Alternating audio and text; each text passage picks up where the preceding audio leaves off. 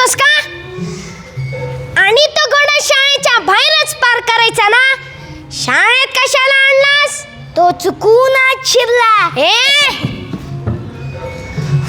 मुकुंदा, बरं झालं तू शाळेत आलास. काय झालं गुरुजी? इतिहास मुकुंदा, इतिहास. तुम्ही इतिहास जमा झाला?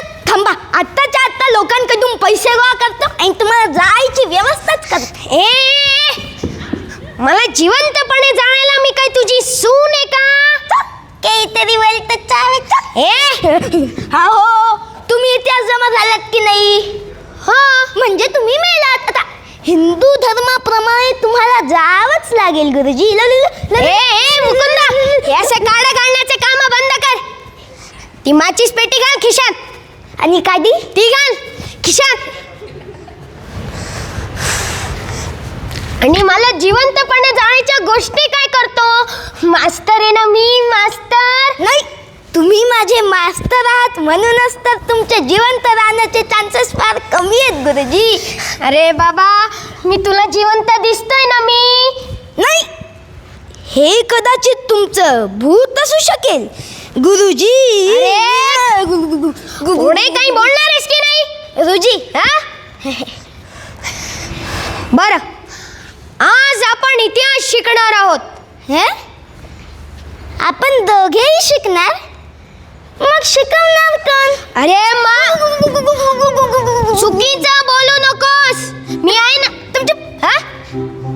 चुकीचं शिकवायला?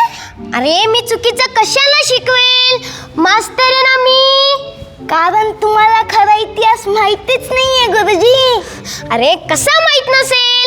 मास्तर आहे ना मी, मास्तर. मास्तर आहात, अश्वत्थामा नाही.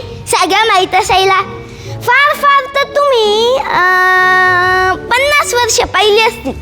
50 वर्ष? 50 वर्ष किती अभ्यास केला इतिहासाचा माहितीये? इतिहासाचा अभ्यास करायला 50 वर्ष लावली. मी 5 वर्षात इतिहास घडवून आणला असता.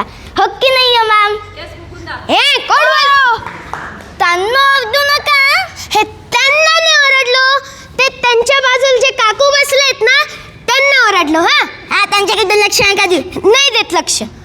बर, मला सांग, वास्को द गामा कोण होता?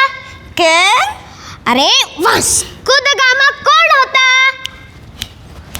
गुरुजी, असं वाचकानंगोर ओरडायचं नाहीये, शिस्तीत बोलायचं माझ्याशी. अरे मी विचारलं, वास्को द गामा कोण होता? वास्को द गामा सोपे. म्हणजे काय? तुमचा लंगोटिया. अरे तुला वास्को द गामा बद्दल माहित नाही? नाही. असे नाही म्हणायला लाज नाही वाटत? नाही. अरे अंदाज तरी कर. नको, माझे अंदाज खरे ठरतात. मग तुम्हीच मला ओरडतात. नाही ओरडणार. अरे पण तुला सांगतो, वास्को द गामा हा एक पोर्तुगीज खलाशी होता. तर वेटर असता तरी मला काय फरक पडला असता. अरे मुकुंदा, तो एक खलाशी होता. खलाशी. तुम्ही एका खलाशाची माहिती देण्यासाठी माझा वेळ फुकट घालवू नका. अरे तो काही साधा सुद्धा खलाशी नव्हता. मग की मातलेला खलाशी होता. अरे त्याने भारताचा शोध लावला होता. म्हणून त्याच्यावर झाडा लिहिला? म्हणून त्याच्यावर झाडा लिहिला? म्हणूनच त्याच्यावर धडा लिहिला. अहो मग गुरुजी, काल मी लप्पाछुप्पीच्या खेळामध्ये भुवनला शोधून काढलं. मग काही तुम्ही माझ्यावर झाडा लिहिणार? अरे भुवनचा शोध आणि भारताचा शोध यात काही फरक आहे की नाही? आहे फरक आहे. भारत लपलेलाच नव्हता, तो जिथे तिथेच होता. पण तुमचा तो भुवन तुमच्या कोट मधले पैसे घेऊन कोट खाली लपलेला.